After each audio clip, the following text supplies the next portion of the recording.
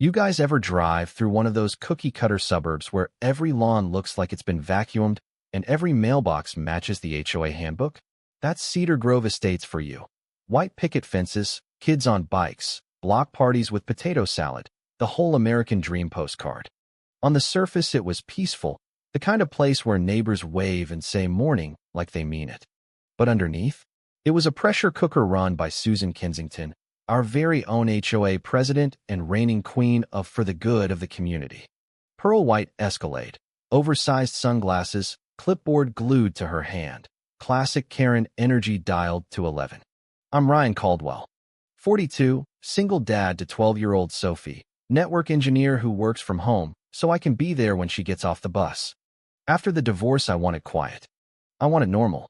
What I got instead was Susan deciding my backyard emergency preparedness shed was her next conquest. See, a couple years back, after that nasty tornado ripped through the county, I applied for a DHS grant and turned the shed into an official neighborhood emergency hub. Radios, solar generators, medical kits, the works. Bright yellow DHS sticker right on the door, federal registration number, and everything. It wasn't just my stuff. It was part of the regional disaster network. At first, the drama was small, the kind that makes you chuckle nervously. Susan's first move was fining me $200 because Sophie left her bike on the driveway, violating visual harmony standards. I paid it, didn't argue. Then came the notice about my grass being 1 inch too long. Another 100. Neighbors started whispering at the community pool, Ryan's the new troublemaker. I kept my mouth shut, smiled at the HOA meetings, even brought cookies once. But inside I was watching. I started a folder on my laptop labeled Receipts. Every fine, every email, every passive-aggressive newsletter paragraph about maintaining property values. The real war kicked off on a sunny Saturday. I was pressure washing the siding when that Escalade rolled up like it owned the street. Susan stepped out in her pastel polo and khakis, lips already pursed. Ryan, we need to talk. Now. Her voice had that syrupy tone people use right before they stab you. I wiped my hands on my jeans and leaned against the porch rail. Afternoon, Susan. What brings HOA royalty to my humble corner of paradise? She didn't smile.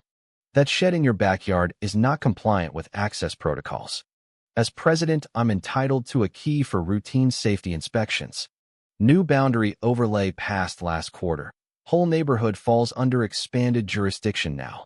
I actually laughed, couldn't help it. Boundary overlay? The one the county shot down because you skipped the environmental report? I read the board minutes. Susan. Public record. Her cheeks went pink under the foundation.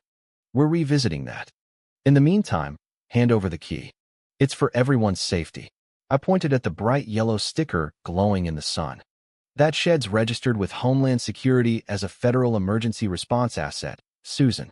You try forcing entry without clearance and you'll be explaining it to agents in suits, not your little board buddies. She crossed her arms, Escalade keys jingling like she was summoning backup. Even if that were true, which I doubt, the HOA still has inspection rights. I'll have my attorney review this today. I stepped closer, voice low but steady. Go right ahead. I've got the paperwork framed on the wall inside. DHS doesn't issue warrants for HOA presidents with God complexes. She huffed, climbed back in her SUV, and peeled out, tires spitting gravel. As she drove off, I saw her already yelling into her Bluetooth. That was the moment I stopped being polite and started preparing. I installed 2 more trail cams aimed at the shed, the kind that send alerts straight to my phone. I called the county clerk, got certified copies of every rejected overlay. I even started chatting up other neighbors at the mailbox, asking innocent questions. Turns out half the block had their own horror stories. The Pattersons fined for painting their front door the wrong shade of beige, old Mr. Henderson cited for flying an American flag 2 inches too tall. Susan wasn't enforcing rules. She was collecting power. Sophie noticed the tension. Dad, why does Mrs. Kensington hate us? She asked one night while we ate pizza on the porch. I ruffled her hair and lied. She doesn't hate us, kiddo. She just loves rules more than people. But inside I was furious. This woman was turning our safe little street into a surveillance state, and she was coming for the one thing I built to protect my daughter if the next storm hit. I kept smiling at the block parties. I kept paying the stupid fines. But that folder on my laptop was getting thick, and every new entry made me more determined. Susan thought she was untouchable. She had no idea the quiet guy on Maple Lane was about to flip the script. The next week brought 3 more violation notices, one for unauthorized holiday lighting remnants, even though it was June, another claiming my trash cans were visible from the street for 47 seconds on pickup day. Each letter ended with the same threat. Continued noncompliance will result in liens and possible foreclosure proceedings. I sat at my kitchen table reading them while Sophie did homework across from me. Her shoulders hunched like she could feel the weight too. That's when the anger really settled in. This wasn't about grass length. This was about control. Susan needed everyone afraid so she could play queen. And I was done being a peasant. By mid-July, the whole neighborhood felt the shift. People stopped waving when they saw my truck. The pool moms suddenly remembered they had somewhere else to be when Sophie and I showed up.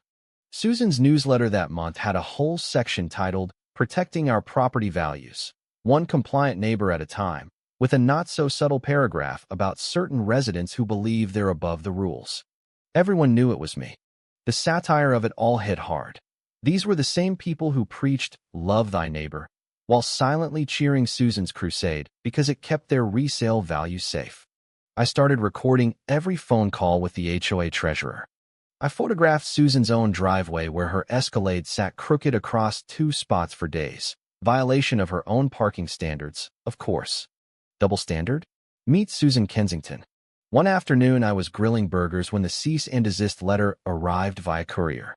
It accused me of obstructing community oversight and demanded the shed key within 48 hours or face $1,000 a day in fines. I read it twice, folded it neatly, and slid it into my growing idiocy folder. Then I drove straight to the county records office. The clerk, a kid named Dylan with ear gauges and a band tee, grinned when he saw me. "Back again, huh? Susan trying to annex your barbecue grill this time?" I slid the letter across the counter. "Worse. They're threatening daily fines on a federally registered structure they have zero jurisdiction over." He pulled up the zoning maps, whistled low, and printed 3 certified copies of the rejected overlay. "You're not the only one. The Millers got fined for their kids' lemonade stand. Said it disrupted neighborhood aesthetics." I thanked him and left with a stack of ammunition. Back home, I made 3 calls. First to my buddy in the DHS compliance office who helped set up the shed. Second to the county sheriff's non-emergency line. Third to a retired judge who owed me a favor from my old CERT training days. By sunset, I had a plan. I wasn't just protecting my shed anymore. I was going after the whole rotten system. The next morning, Susan's Escalade was back, this time with 2 board members in tow. They stood on my lawn like they owned it. "Ryan, this has gone far enough," she said, voice dripping fake concern. "We're here for the key. For everyone's safety." I stepped onto the porch, arms crossed. "You know what's funny, Susan? You're out here demanding access to a federal asset while your own house has that illegal pergola extension the county never approved. Want me to show the photos?" Her smile froze. One board member shifted uncomfortably. I continued, voice calm but sharp. "Or we could talk about how the last 3 board votes on fines were missing quorum. Public record, by the way." She sputtered something about misunderstandings and retreated to her SUV. But I saw the panic in her eyes. The queen was starting to sweat. Sophie came out after they left, eyes wide. "Dad, are we in trouble?" I pulled her into a hug. "No, kiddo. We're the ones shining the light. Sometimes the monsters under the bed wear pastel polos and drive fancy cars." She laughed a little, but I could see the worry. That night I sat on the porch long after she went to bed, watching the shed under the security lights. The emotional weight was real. I was fighting for our home, our peace, but more than that, I was fighting so my daughter wouldn't grow up thinking bullies with clipboards get to run the world. The petty stuff kept coming. Another fine for excessive vehicle presence, because my work van sat in the driveway overnight. I paid them all, kept the receipts, and smiled bigger at every HOA meeting. Susan started avoiding eye contact. Neighbors who'd been silent began slipping me quiet nods at the mailbox, like they were rooting for the underdog, but too scared to say it out loud.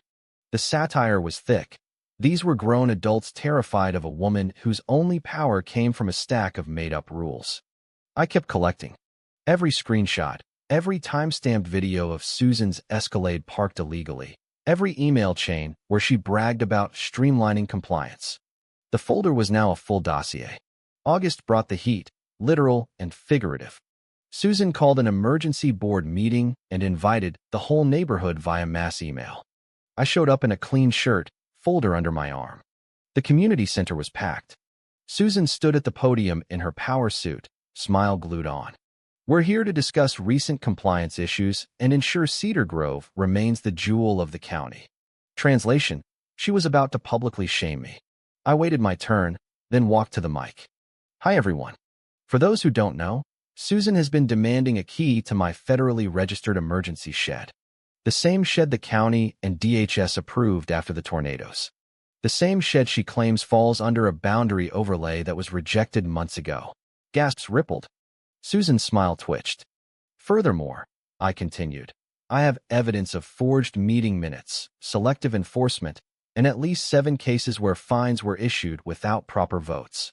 I passed copies to the board. Susan tried to interrupt. This is character assassination.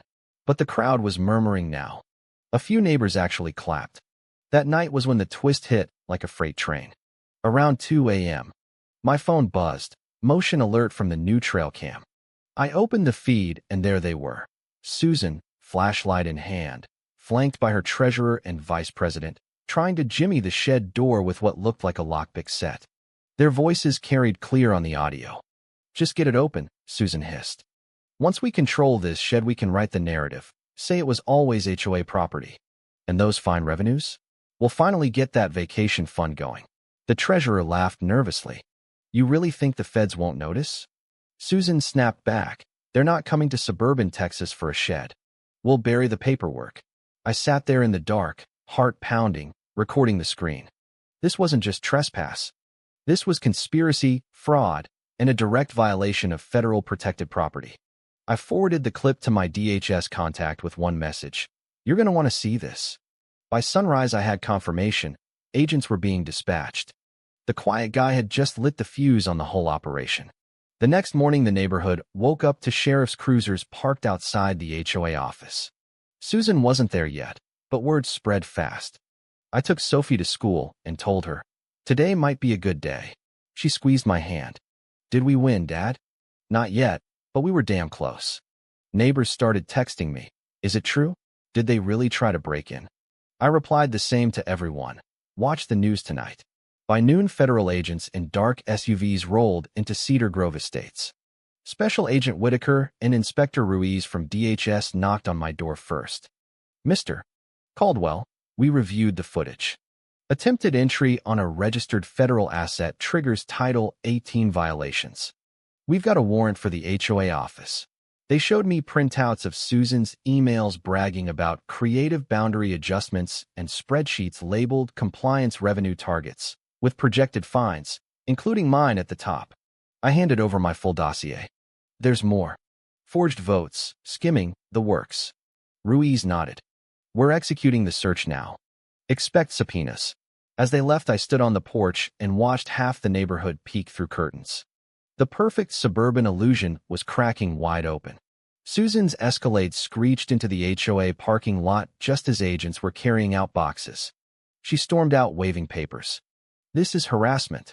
I demand to know. The lead deputy simply pointed at the warrant. Her lawyer arrived 10 minutes later, face pale. I walked over, keeping my voice low. Susan, remember when you told me rules were rules?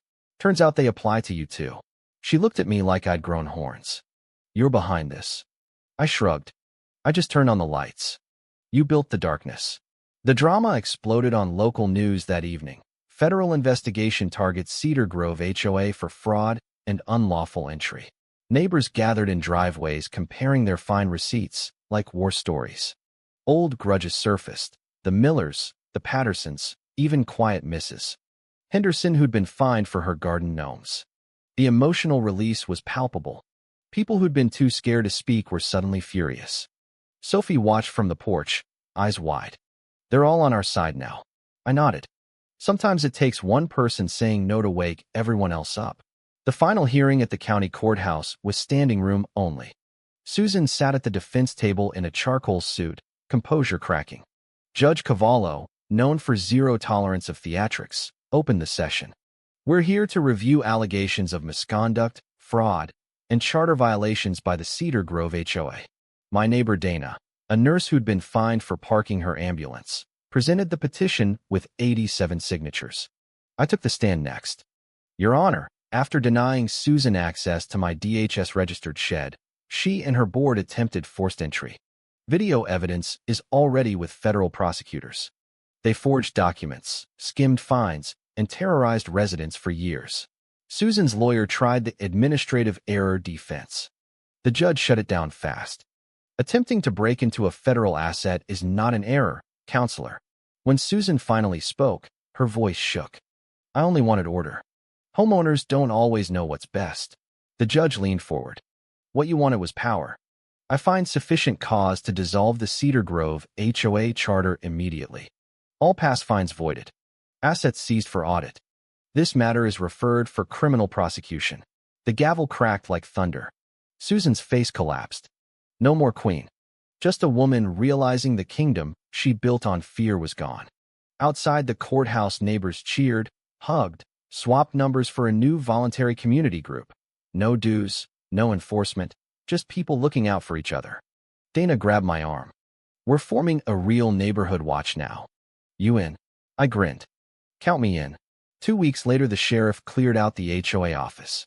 Susan accepted a plea deal barring her from any future board position.